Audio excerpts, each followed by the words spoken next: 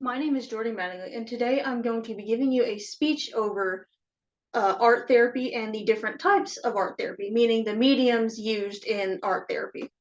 Uh, Art is not just a hobby that people do; it can also be helped to um, help with your emotions and kind of alleviate stress.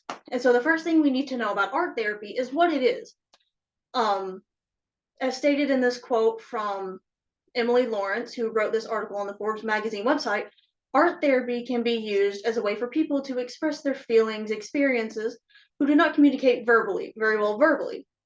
So instead of talking out feelings and all that, they're given a prompt and they will paint or color that prompt. Now, art therapy can also be, while having its benefits, it can also be kind of harmful. Like in this quote from psychology.org, art therapy, like many other forms of therapy, can be harmful, meaning it may not work right, or it can bring up added anxiety, added stress, meaning that will not be an effective form of therapy. So we now know the pros and cons of art therapy. So now we need to talk about the types or mediums used in art therapy. And the first type of art therapy I'll talk about is using paints and colors, such as colored pencils or crayons. Coloring, rather than drawing, can relieve anxiety because you are just coloring a picture. You don't have to draw anything, you're not stressing about if it looks good, if it looks perfect. And in this quote from covecarecenter.com, it states that using more fluid art mediums, such as acrylic and tempera paints, bring out increased emotions and tend to deepen the meaning in art therapy. Meaning that if the client chooses to use paint, they will most likely have a better experience with art therapy, or they will be more likely to express their emotions, even if it's just through using paint. And the practice of, in this quote from Very Well Mine, the practice of coloring mandala drawings has been shown to reduce anxiety levels significantly. So, like I stated before, coloring, you don't have to worry about getting it perfect. Like you're not drawing, you're just coloring. And so, art therapy is not just limited to drawing and painting. There are other types of art therapy as well. So, the second type of art therapy, art medium I'm going to be talking about is creating collages. And collages are created using pieces of magazines, any kind of papers, books, stuff like that.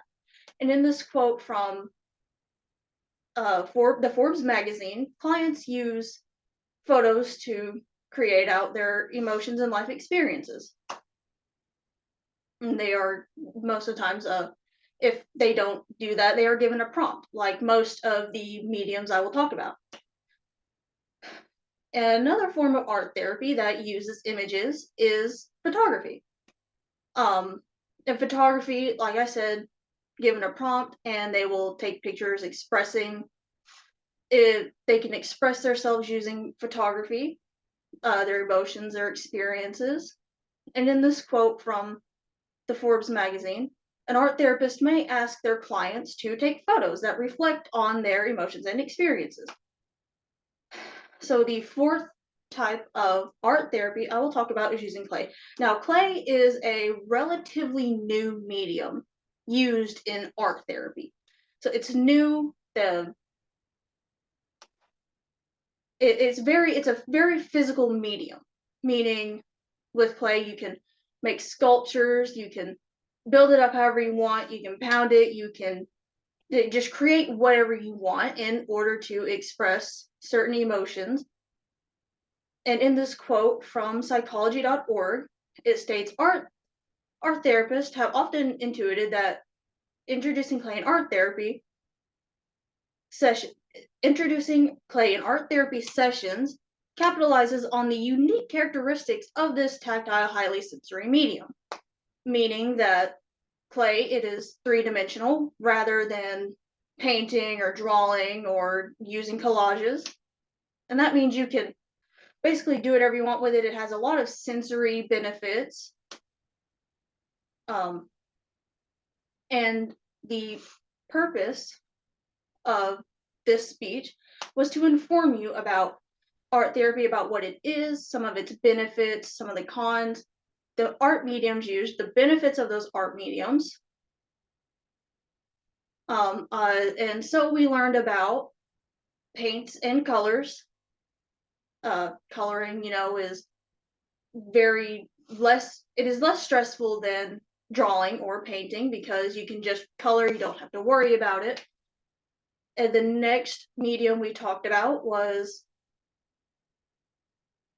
building collages, which you can make any kind of picture you want using magazines, books, any kind of newspapers, any kind of paper like that.